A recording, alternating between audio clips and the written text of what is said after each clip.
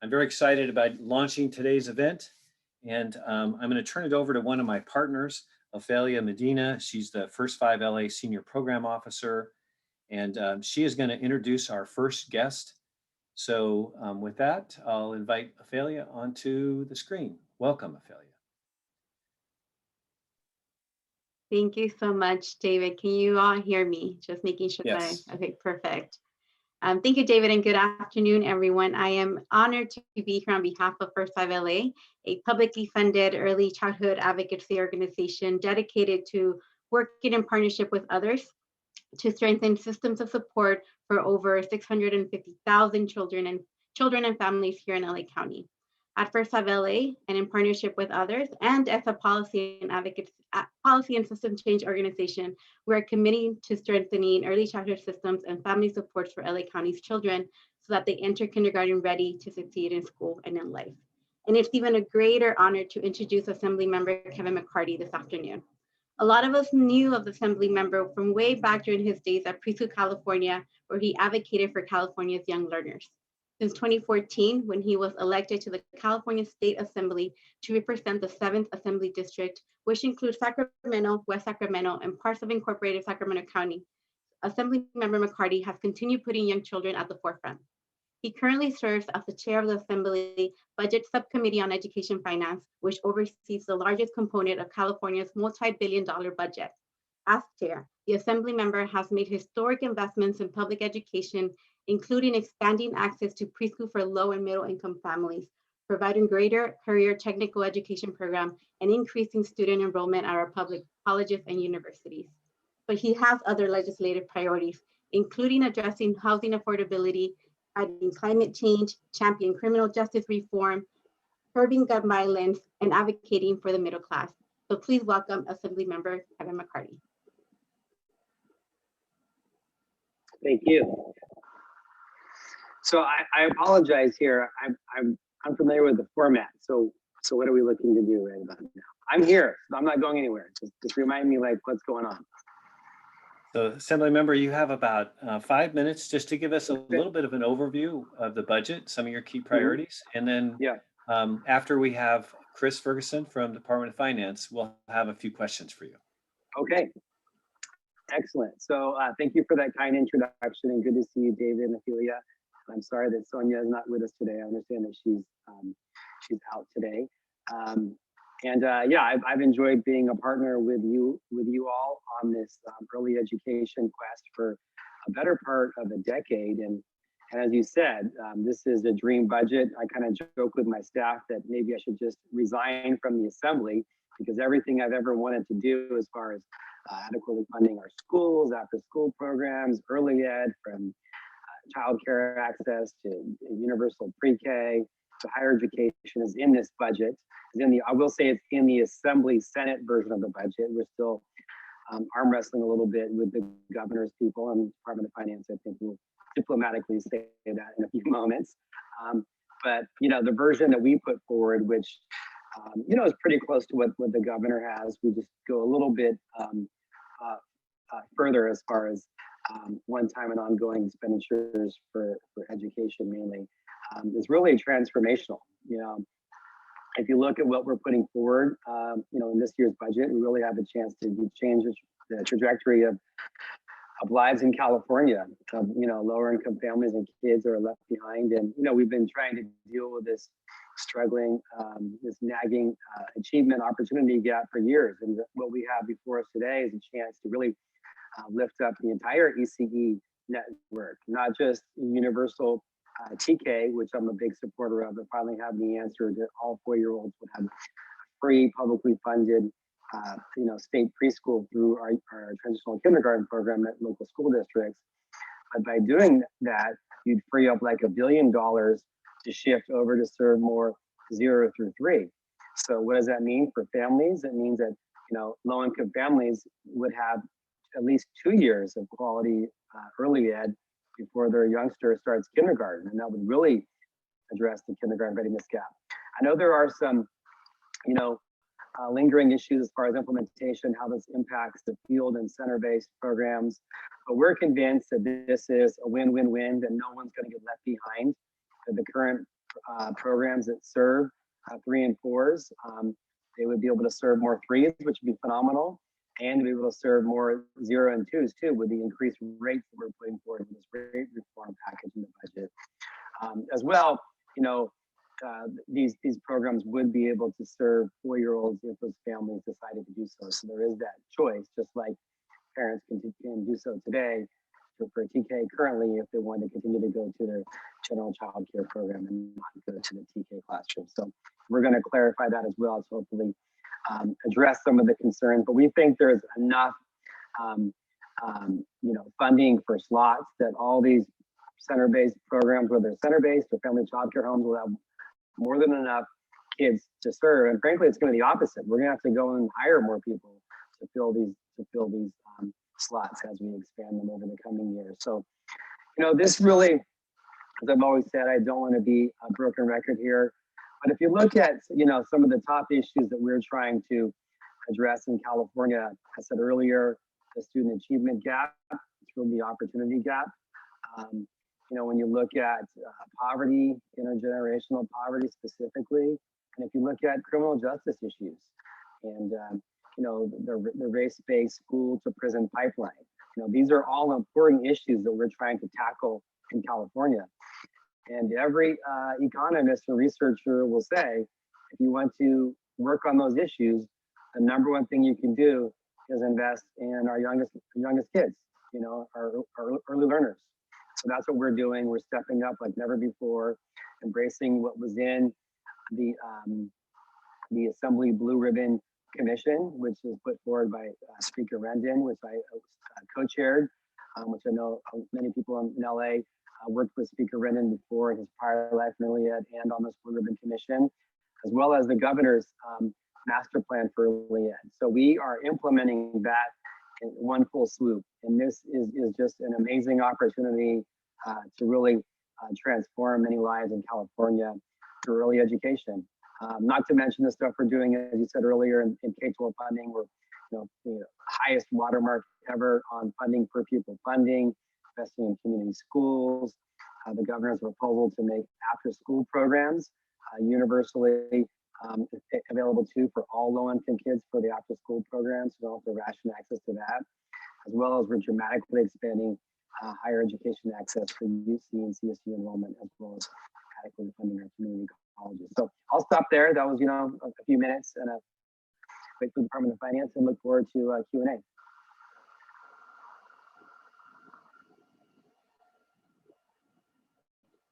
Sorry, Assembly Member, I just put myself on mute. It's the plague of the times. I actually misspoke. We actually allocated 15 minutes for you at this opening point, but I'll ask you a couple of questions, but you can certainly expand where you would like. First of all, I mean, I would be remiss if I just didn't thank you again. Your level of being a champion for 0 to 5 is just heroic, and we're so grateful to you that you keep charging up the hill for us.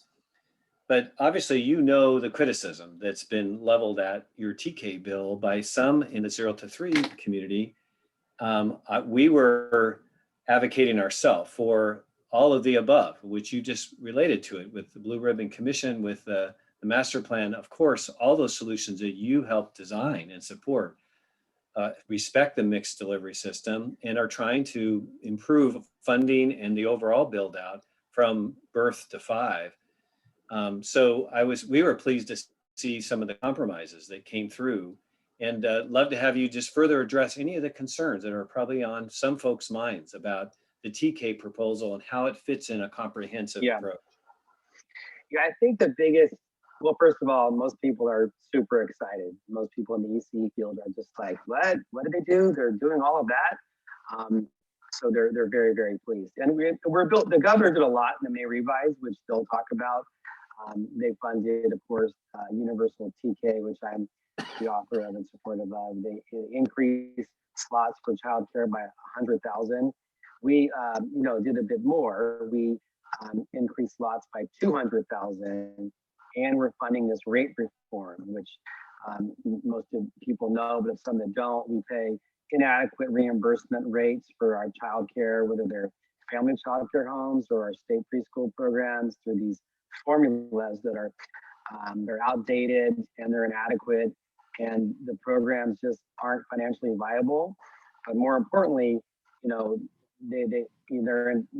not more importantly, actually, the thing that's negative there is they lock in paying the workforce poverty wages, and that creates a big issue for quality, because you have such turnover, and people can go work in the fast food industry and make more.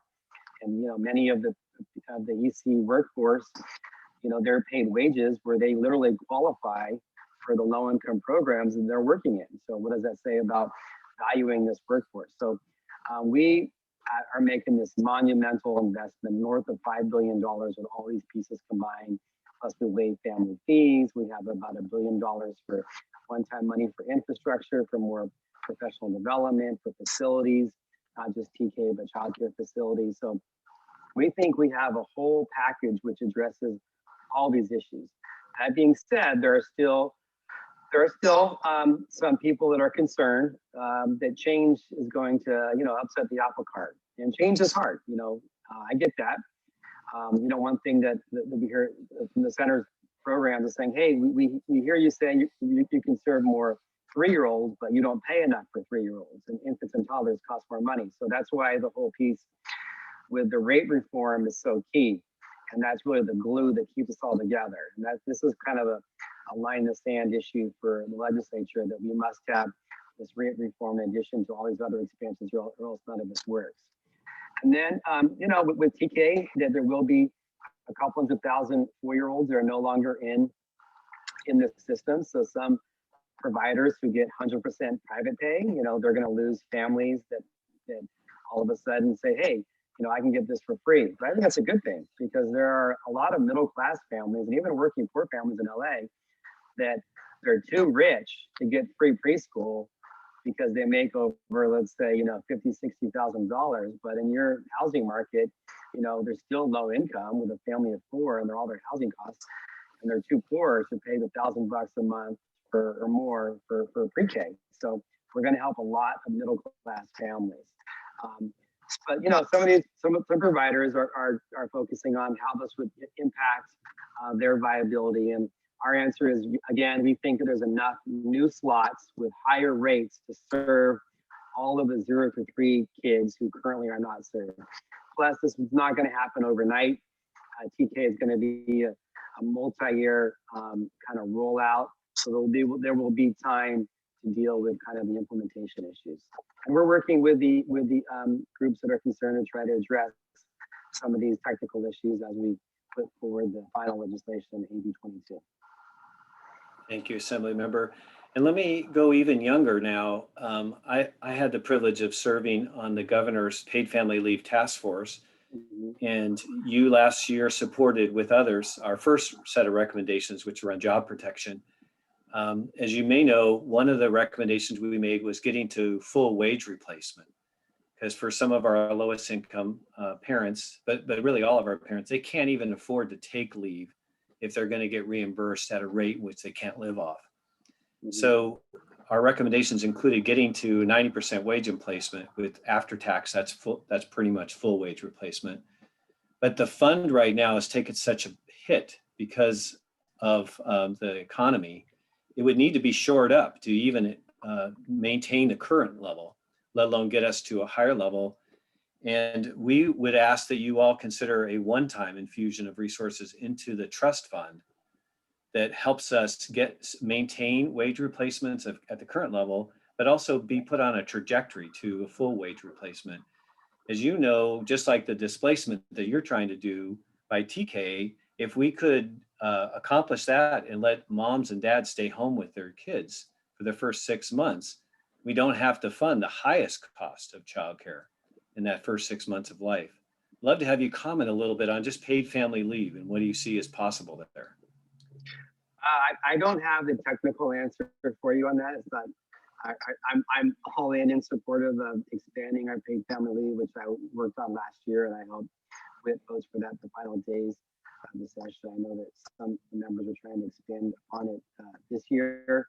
I don't know the answer to that question as far as the financial piece. But sorry. Well, I'd love to have you just keep your eyes and ears, Assembly Member. We are working with some of your colleagues and brought up to finance, but whether it's today or in the future, we do think it's critical, and I think you agree, to make sure we get to at least 6 months at full wage replacement for our low-income families, especially. Okay, and right now we're at how many months? Well, right now we have a tiered system, and it's I think it's 60 to 70%, but that actually sunsets this year and it would revert to a lower level. So we have a bill to make sure we extend the current levels, but the current fund is going to have trouble even doing that. Yeah, is that the bill by Lorena Gonzalez or Buffy Yes, Riggs? yes, Gonzalez. yeah. Yeah, that was a bill that was going to be taken up last week, I think, and there was a lot of business opposition, so it didn't come up. But Okay, so we're still working on that. okay. So is there anything else you want to expand on, whether it's K-12 or higher ed or workforce? Yeah, I'm sure there is, but I already did my thing, so I'll wait till we get to the Q&A. Okay. I'll wait. I have time. Go ahead. Okay, thank you, Assembly Member. And again, thank you for being with us. So, Sure. So now I have the opportunity to introduce another colleague, Chris Ferguson. Chris is the program budget manager at the California Department of Finance, where he leads the team of experts that cover the areas of early learning, K-12, and higher ed. He's worked at the Department of Finance since 2007 in various roles for education programs, including local control funding formula, student-centered funding formula, the CUNY College Strong Workforce Program. He earned a bachelor's in economics from UC Riverside and a master's from Wichita State. Congratulations to Chris. He recently was promoted into a position that Jeff Bell used to have. And great choice by the administration. We're honored to have you with us here today. Take it away, Chris. Thanks, David, and thank you for inviting me to present today with the members of Unite LA, as well as thank you for joining us on the panel, Member McCarty. So I'll try to keep my comments focused toward the cradle to career investments throughout the budget. Specifically, we do propose implementing universal transitional kindergarten over the next few years in the budget. We propose $3 billion one-time funding to support the community schools model. I know many folks are familiar with that model, but that model blends various funding sources to support integrated health, mental health, social service functions, and high quality supportive instruction. The budget also provides $2 billion for targeted intervention funding, as well as $3.3 billion for teacher workforce development proposals. In particular, those proposals are expected to support 22,000 teacher candidates in teacher residency and grow your own teacher credentialing programs, provide for 25,000 grants in the Golden State Teacher Grant Program to help college students that are looking to become teachers in the future. A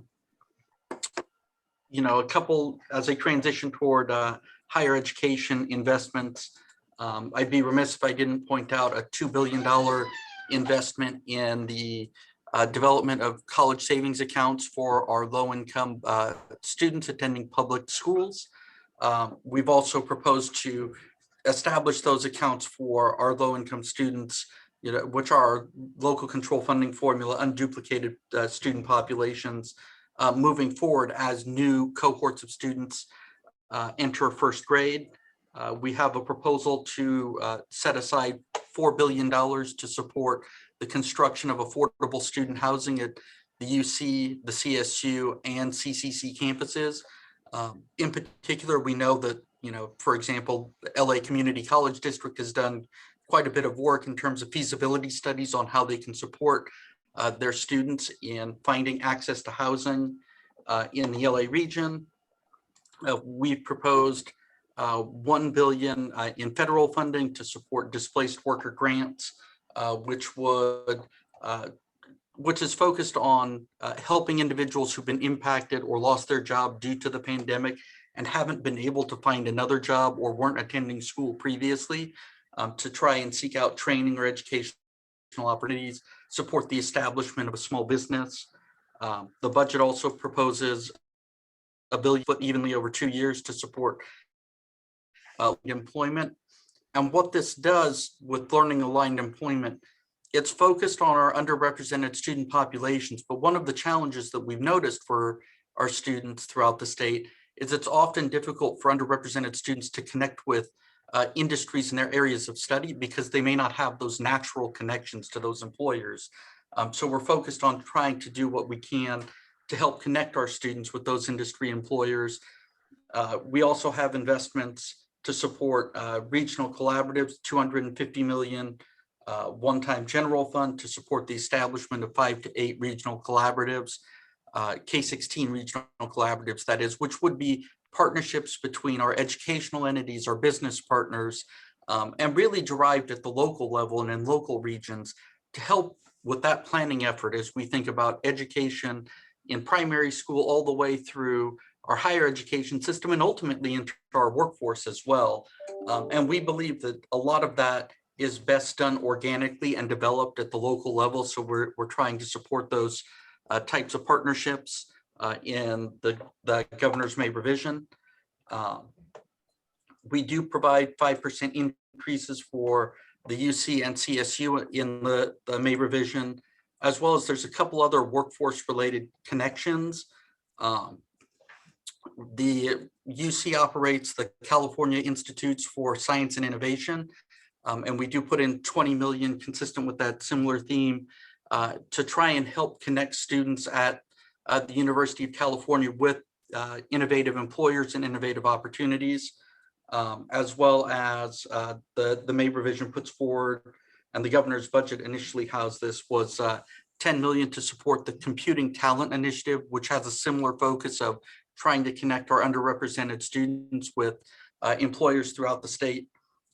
And then I'd probably close with one of the other important investments that we put into the May revision is a significant investment in reducing textbook costs for our students. So one of the core sort of themes that we have in our May revision and in the governor's budget is how we can reduce student costs. So certainly, I think I focus quite a bit on higher education, but it really is about to and through from universal transitional kindergarten all the way through to higher education and ultimately into the workforce. And I think we're trying to take that type of comprehensive approach in the governor's proposals. Thank you, Chris. And let me invite, before I go to my first question, invite each of you too to just say a little bit about what happens next. You're free to negotiate live with us if you'd like, but otherwise just tell us a little bit about process. Some of our participants understand the process, but a few may not be that familiar with it. So why don't you go first, Chris, and then I'll go to you, Assemblymember. Where do we go from here? Sure. So for those that are not necessarily familiar with the budget process, I'll give a very brief overview. So in January, the governor generally proposes the governor's budget, which is the start of budgetary conversations each year. At May, the administration then proposes revisions to that plan based on updated revenues and updated caseload estimates. And then from there, we then work in a collaborative function and discussions with our colleagues in the legislature to develop a final budget package that reflects the vision of the legislature as well as the administration in a joint agreement. Certainly it's a negotiation and a discussion, and we certainly appreciate all of the hard work by the legislative representatives and the administration in working toward a collaborative budget. Yeah, so that's Go ahead. a very Department of Finance diplomatic answer. So I'm the politician. I can just speak the truth unvarnished. So Chris is absolutely correct. But we're having a little bit of an arm wrestling contest back and forth between Department of Finance and the Assembly and the Senate. One thing unique this year, some of you have been following politics over the years, we usually have a budget conference committee, which wraps up the differences between the Assembly and Senate versions. This year, we adopted a budget that was 100% in sync with the Senate and the Assembly about 10 days ago. So we're speaking with one voice to the governor. We have to vote on the budget by law. As many of you know, by June the 15th, we have to pass a budget that meets the constitutional deadline, that's balanced. And if we don't, there are consequences, one of which is we don't get paid. So that's an important piece that the legislature wants to make sure that we pass our budget. So that means we have to have it voted on by the 15th, and we have these rules in California where you have to have the bill we're going to vote on in print, so publicly available for 3 days. That means the bill, the 12th, which is in 2 days, needs to be in print. So I know we're going back and forth. I'm not sure if we're going to get an agreement with the governor and the legislature by then. So we're going to vote on the budget that we approved in tentative a couple weeks ago. We're going to put it in print this Saturday and vote on it next Monday, which is the deadline. We did this last year. The governor could sign it. The governor could say, well, hold on, we're going to keep negotiating because we still have a little bit of wiggle room to go to the end of the calendar month and fiscal year of the June 30th. So, but we stand by our budget. We think it's balanced. We think it still has a massive reserve with $25 billion. But most importantly, invest in these issues that really matter to keep our economy booming and to, help lift up families through education. And we think this is an opportunity for a transformational budget.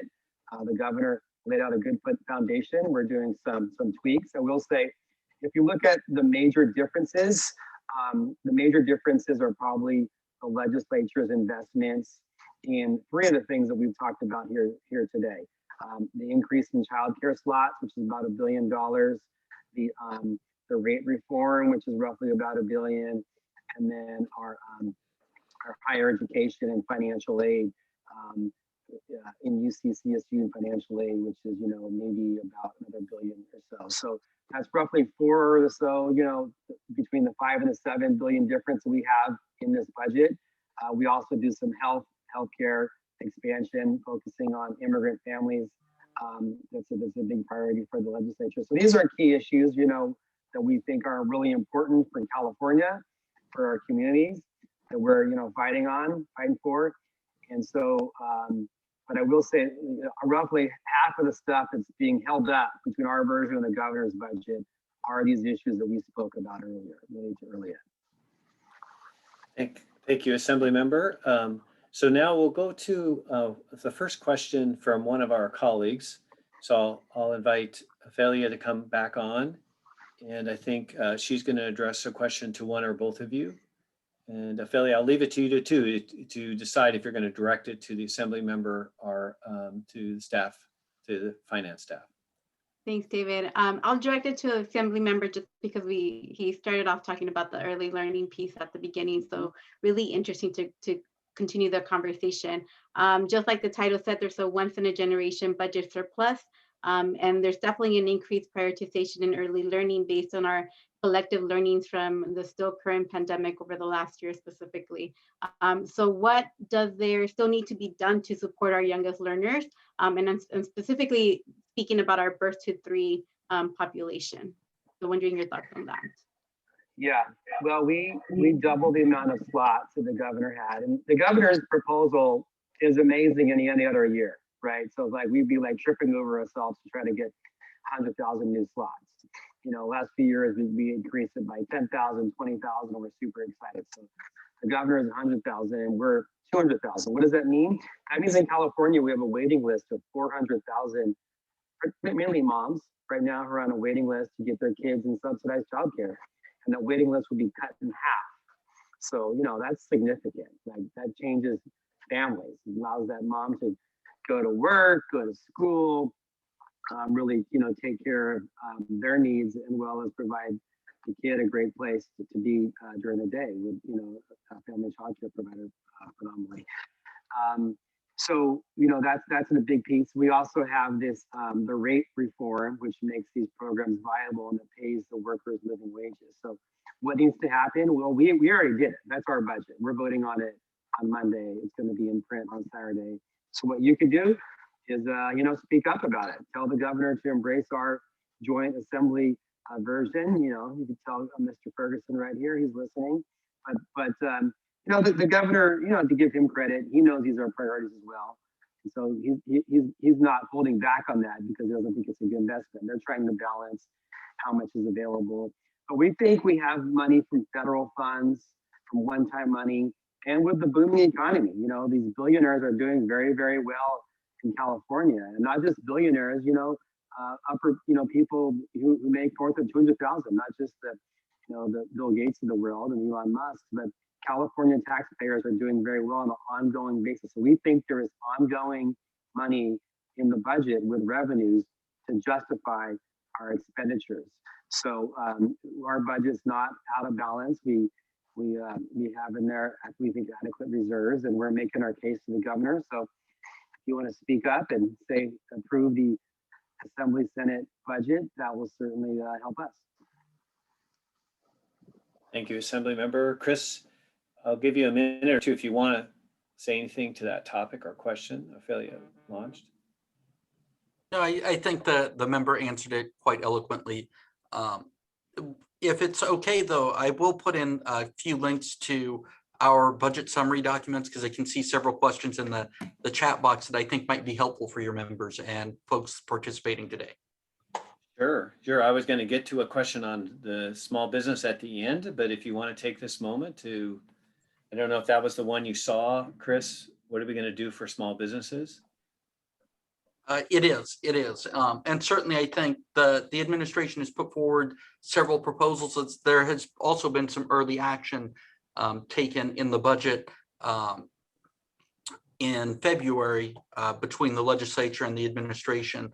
So certainly there have been some focus on our small businesses in the state. I am certainly not the Department of Finance's expert when it comes to small business. But we have provided, I think it was 2.5 billion was allocated to provide relief to small businesses that were affected by the pandemic. It supported, I think, 6 rounds of it supported 6 rounds of grants to small businesses. Certainly there is a proposal to provide additional stimulus funding to some of our workers through the Golden State Stimulus Program. The administration's proposed, I think, 8.1 billion to support that initiative. So certainly there have been several investments in that area, but I think the link and the information reflected in the May revision, which of course, as the member pointed out, is still an ongoing negotiation and discussion, may provide some helpful insight as to what the administration had proposed. Thank you, Chris. Okay, so now I'm going to invite another one of our partners, Cynthia Murray. She's the president and CEO of the North Bay Leadership Council and is a co-sponsor of this event. So Cynthia, welcome, and the floor is yours to tee up the second question. Thank you so much, David. And my question is for the Assembly member, who I am so grateful to for all of your work and stellar moving of this legislation this year. There is one area where we appear to have some disagreement, though, that I'd love for you to address, and that's around Calbright College. North Bay Leadership Council really believes in the promise of Calbright College. We see upskilling, reskilling of the workforce to be one of the biggest issues we need to tackle as we deal with the labor shortage and so many people displaced from the last pandemic economic shock. And I believe that you're not in favor of continuing Calbright College, and I'd love to hear a little bit more about your thinking on this. Yeah, well, this is an important topic, and I agree that we need to take care of our workers who are left behind in this economy.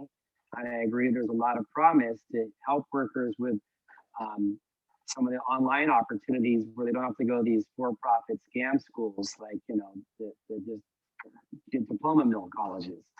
Where we differ is we have community colleges throughout California. We have 113 that currently do this and do it well.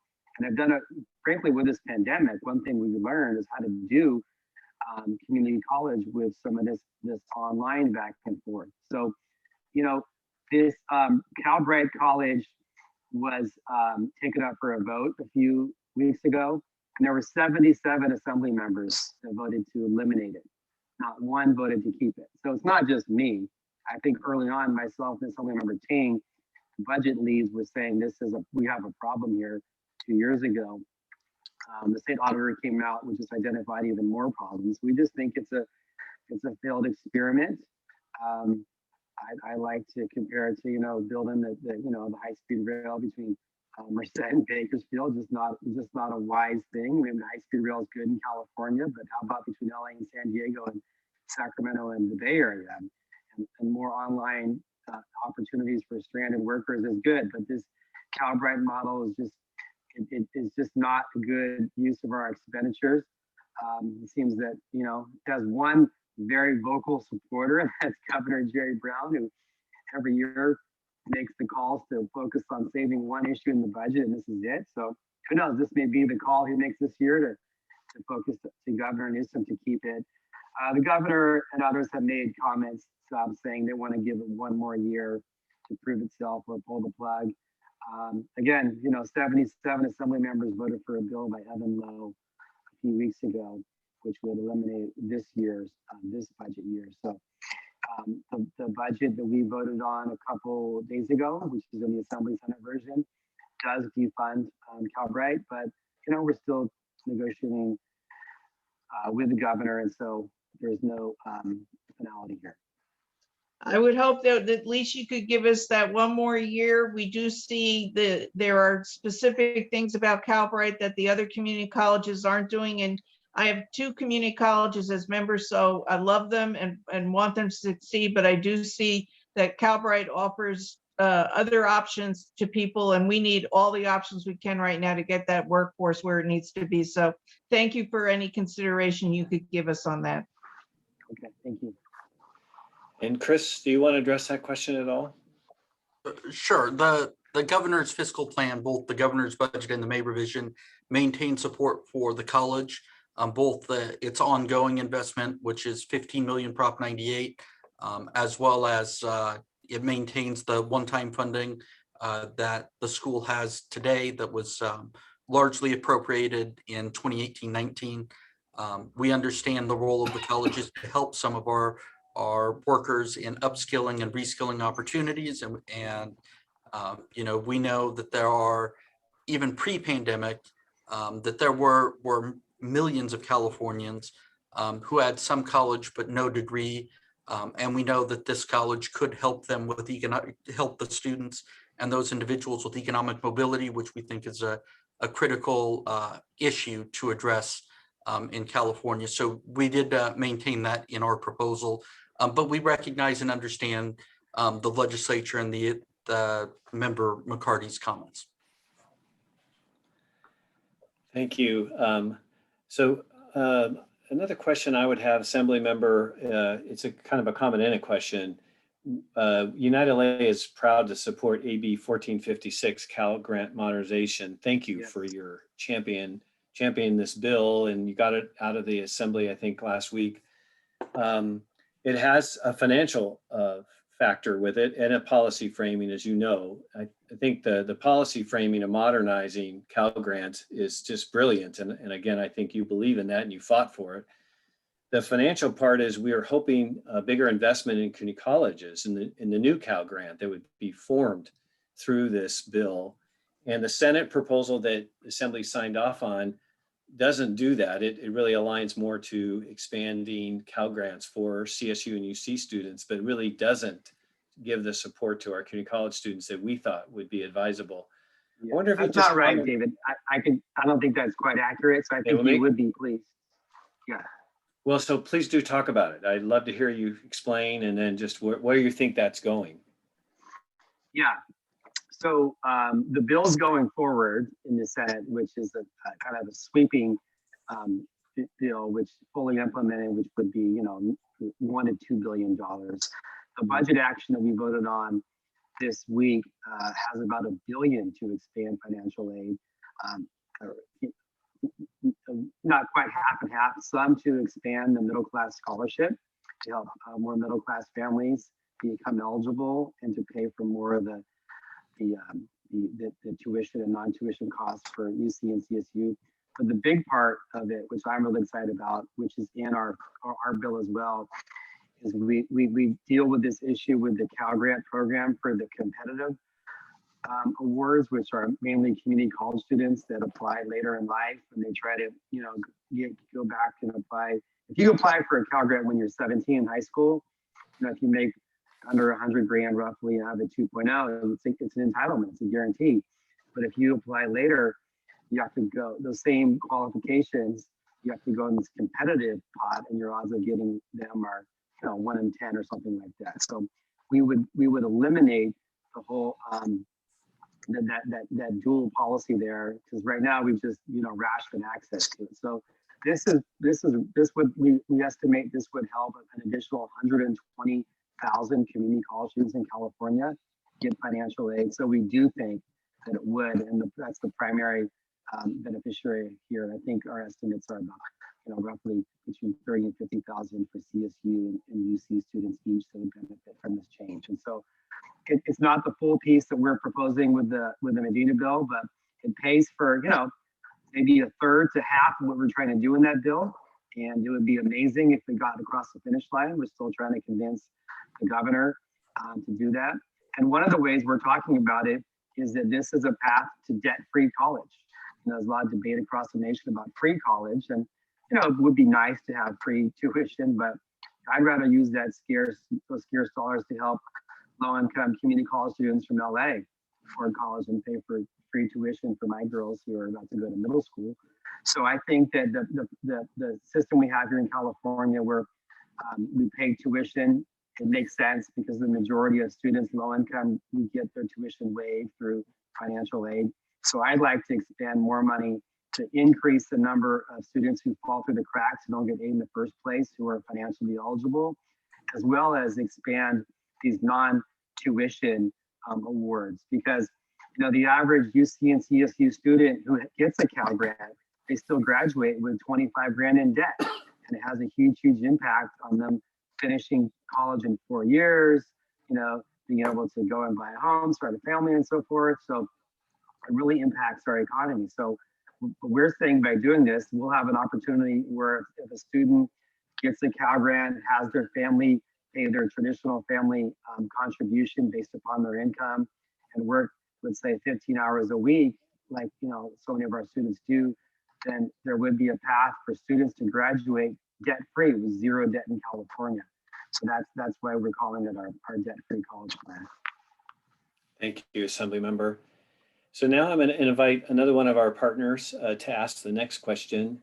Rana Gaban is the president CEO of the Hollywood Chamber of Commerce and is also a co-presenting partner for today's webinar. Or is Diana going to do this? I'm not sure. So now you're going to help me understand.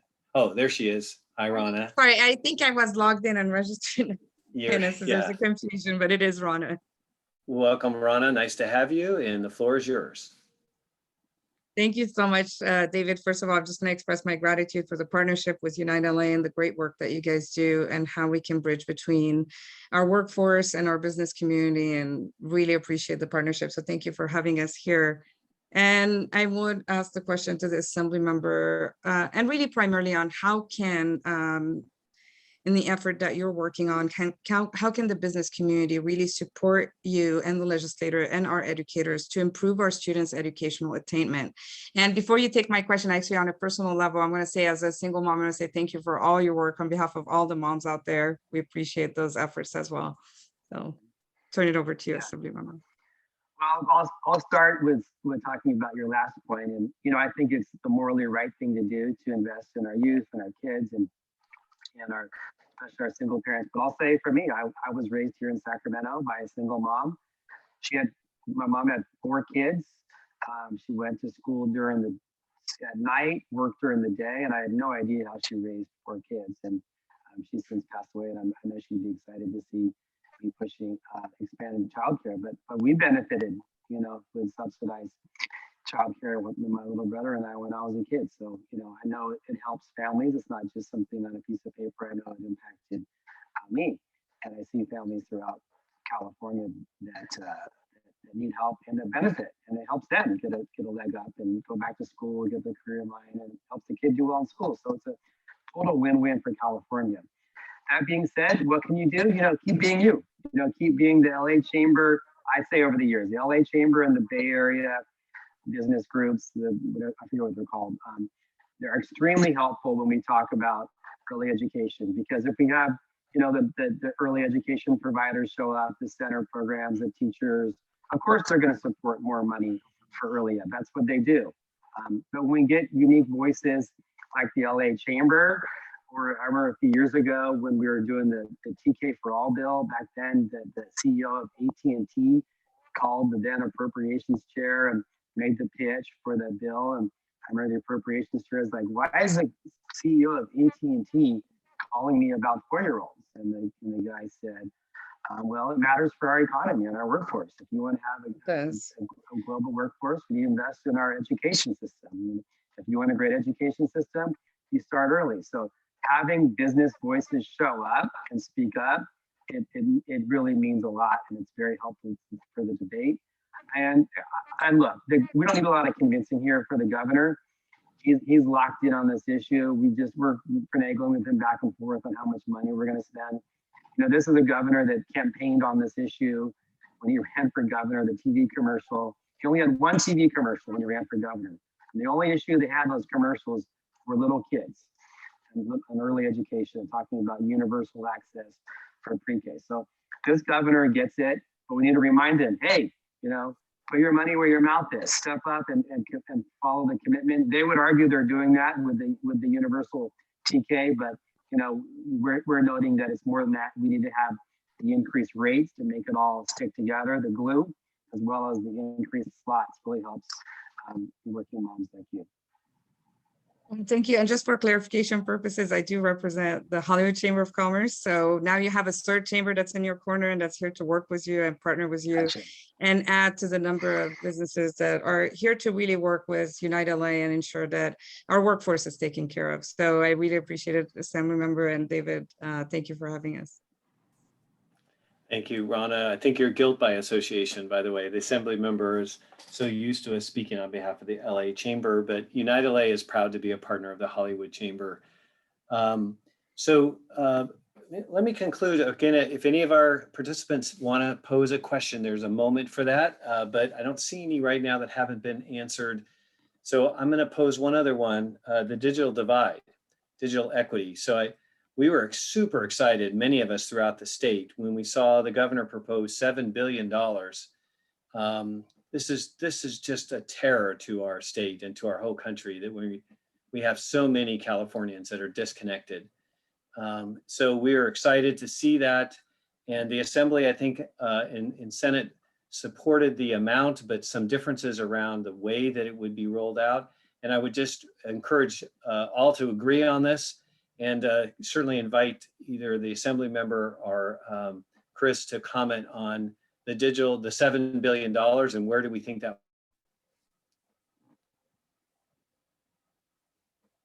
Yeah, certainly. I'm not the department's expert in this area, but the administration does remain committed to expanding access to broadband.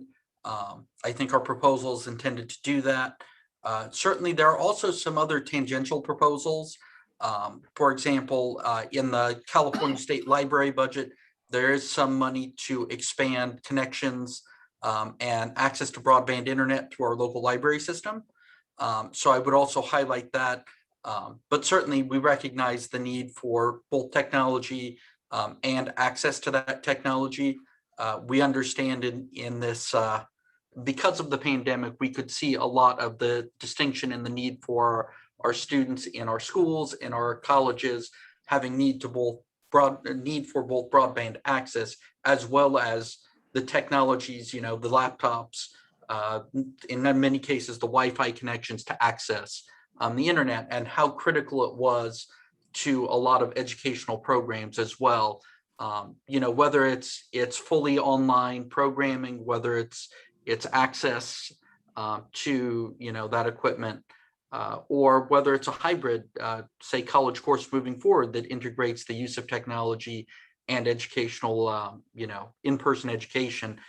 We still have to focus on making sure that there is access for our students. I would note that our proposal to reduce textbook costs is predicated on the use of technology, open educational resources or digital resources. So we certainly understand in the May revision the need to focus on broadband access and access to technologies, and really using technology to also help our students and enhance their experiences. Okay, we're gonna wrap up and get you all out of here on time. But I do want to leave a moment for either the Assembly member or Chris Ferguson to make a final comment. And also, we're going to take the digital equivalent of a group photo. So hang in there. So make your share any final comments you have, and then we're going to put everybody live on the picture screen, and then we're going to take a shot. Assembly member, any final thoughts or comments? Just thanks for having me.